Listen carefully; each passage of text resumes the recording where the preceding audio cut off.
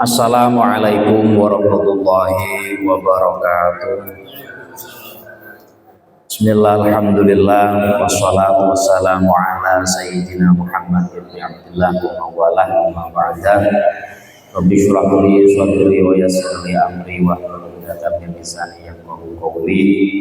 Hadirin jamaah rahimakumullah, marilah kita membaca Al-Fatihah terlebih dahulu dengan harapan apa yang kita dapatkan pada malam hari ini benar-benar mendapatkan hidayah dan barokah dari Allah. Ila hadratin Nabi Mustafa Muhammadin sallallahu alaihi wasallam wa ila azwaji wa auladihi wa dzurriyyatihi wa ihwanihi min al-anbiya wal mursalin wa khususan ila abana wa ummahatina wa masyayikhina wa muta'allimina wa man haqqina syai'un lillahi lahumul Fatihah. A'udzu billahi minasyaitonir rajim. Bismillahirrahmanirrahim. Alhamdulillahirabbil alamin arrahmanir rahim maliki yaumiddin iyyaka na'budu wa iyyaka nasta'in ihdinas siratal mustaqim siratal ladzina an'amta 'alaihim ghairil maghdubi 'alaihim waladdallin amin. Bismillahirrahmanirrahim. Al-hikayatu was-sabi'atu fi mas'alatis sholati. Cerita yang nomor 7 menerangkan masalah seputar sholat. Jadi dalam setiap pembahasan baik itu kitab fikih utamanya maupun kitab yang membahas mengenai tasawuf atau kitab yang membahas mengenai hal-hal yang mistis, yang gaib sekalipun, itu pasti ada pembahasan ulasan mengenai tentang sholat. Kenapa demikian? Karena sholat itu rukun yang kedua dari rukun Islam yang diwajibkan oleh Allah Subhanahu wa Ta'ala, yang dengannya Allah mengizinkan hambanya untuk sujud menyembah terhadap Allah Subhanahu wa Ta'ala. Jadi jangan sampai ada praduga bahwa bisanya kita hadir di masjid terutama dengan berjamaah melaksanakan sholat itu murni karena kekuatan kita, tapi itu adalah salah satu bentuk hadiah berupa ma'unah, pertolongan dari Allah Subhanahu wa Ta'ala, mengizinkan kita untuk sholat, untuk beribadah kepadanya. Mengapa demikian? Karena di luar sana selain kita ada orang yang secara apapun itu memiliki nilai lebih daripada kita, entah itu jabatannya, entah itu hartanya, entah itu ilmunya dan lain semacamnya.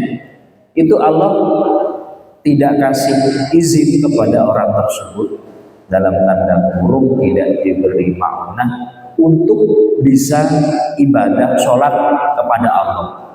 Bahkan bisa jadi secara fisik dan mental orang tersebut lebih sehat daripada kita, lebih baik kondisinya. Tapi Allah gak kasih izin, gak kasih anugerah orang tersebut untuk melaksanakan sholat. Nah, kita termasuk orang-orang yang beruntung karena diizinkan oleh Allah untuk melaksanakan sholat dan bisa.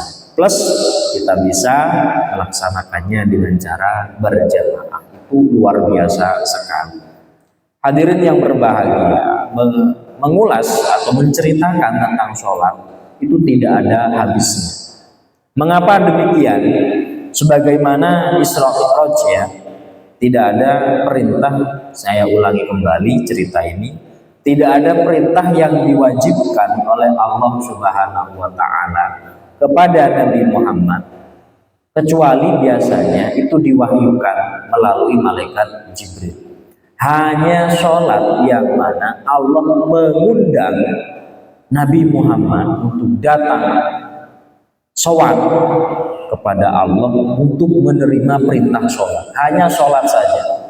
Itu sejarah Isra Mi'raj itu mengisyaratkan betapa spesial dan istimewanya sholat itu di mata Allah Subhanahu wa taala, hingga Nabi Allah taala itu tidak memerintahkan malaikat Jibril, melainkan mengundang Nabi Muhammad untuk menerima perintah sholat tersebut. Jadi bahkan saking hebatnya sholat, salah satu menantu Nabi namanya Sayyidina Ali, itu kalau sholat itu dia seakan-akan dibius. Alkisah wallahu alam entah benar atau tidak, setelah peperangan perang dengan orang kafir, Sayyidina Ali itu terkena 7 atau 8 anak panah yang menancap di punggungnya. Ada 7 anak panah yang menancap, tapi nggak apa-apa, itu ya sakit saja. Lalu para sahabat yang lain itu Alkisah ingin mencabut anak panah tersebut. Karena rasa sakit yang diderita, Sayyidina Ali itu izin, biar saya nggak merasakan sakit, saya sholat sunnah saja dulu.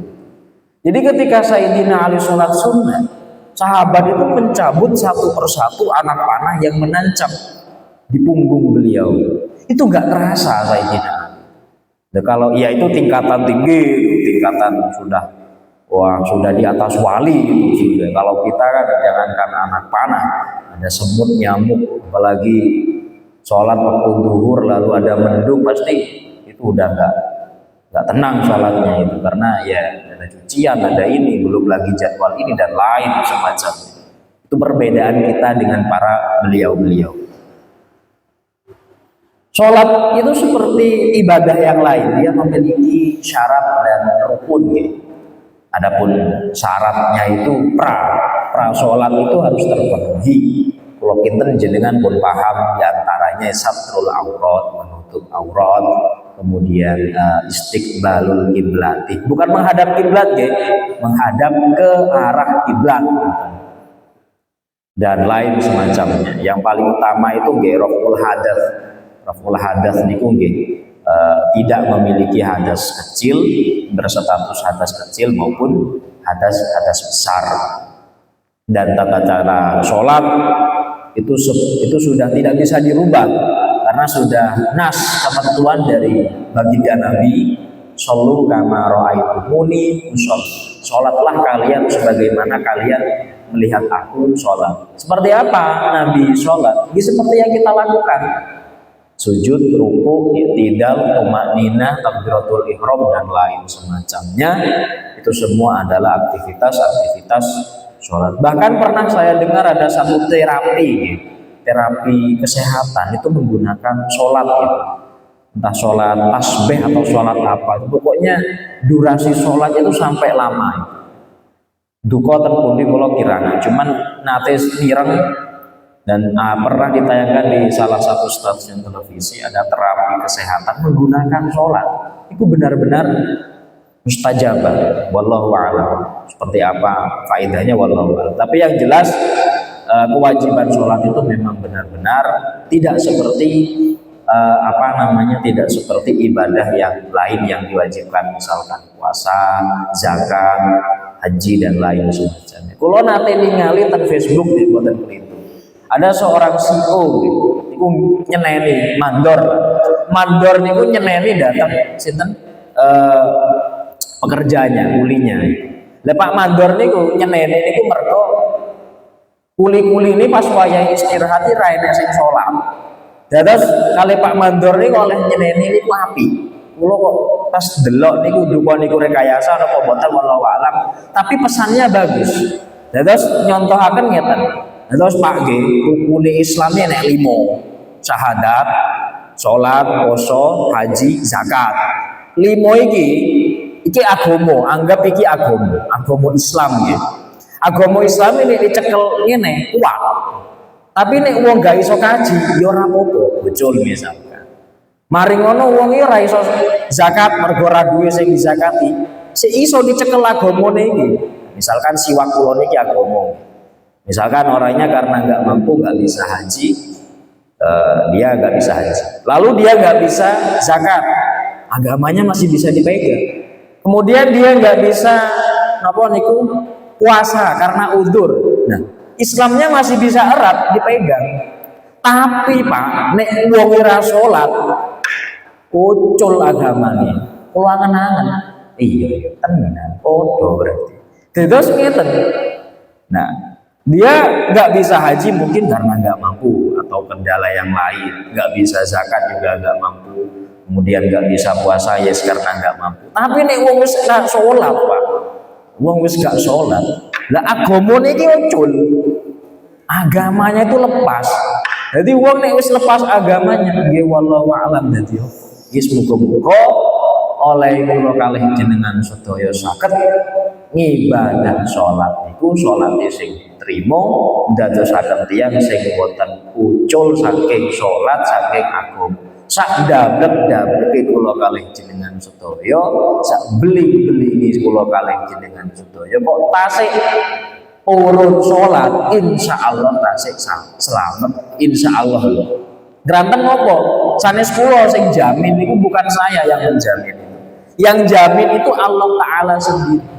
Inna sholata tanha anil fahsya'i wal munkar. Sholat kuwi iso nyebabne wong mok nglakoni perkara sing elek.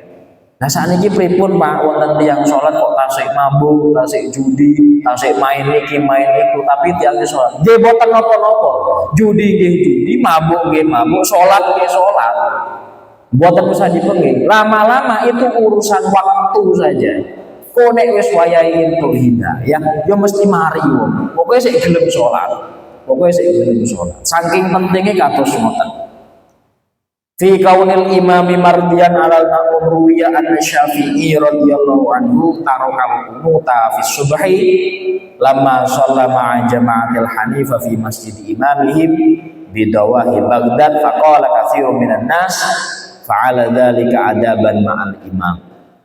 Suatu ketika Imam Syafi'i pas ngimami datang salah setunggal masjid ten negara Baghdad niku Imam Syafi'i boten kunut.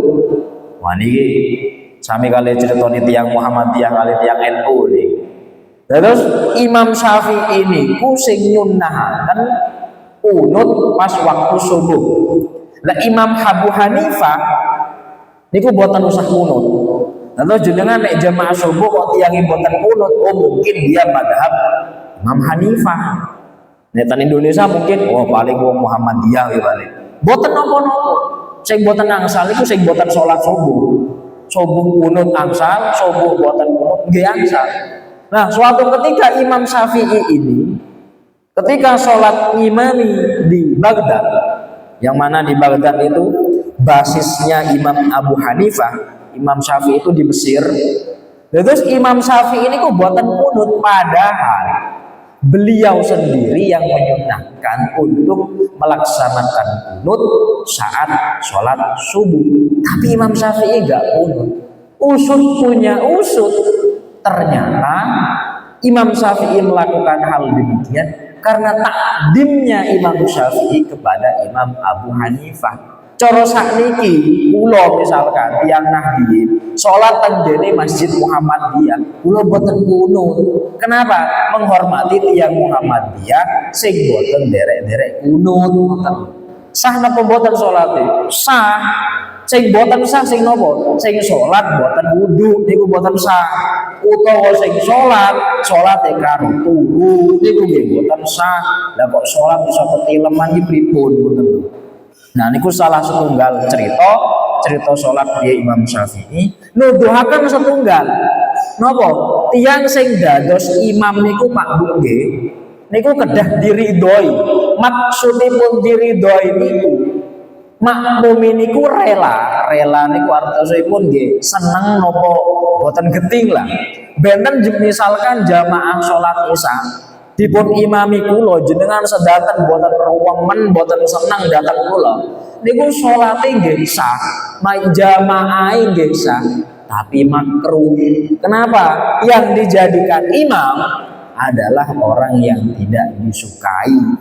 Mungkin saja bacaannya bagus, mungkin saja sholatnya bagus, tapi masa ke masyarakat dia kurang bagus sehingga tidak begitu disukai. Nek sing sae nggih pun boten usah didadosaken imam. Keranten napa? Nggih sami kali Pak sopir jenengan boten remen dateng supire, manten-manten jenengan derek nggih boten marem, tetep teko nang ngene tujuan, cuman jenengan nggih kemrungsung supir kaya ngono ora guna, tapi tetep teko ae ngoten.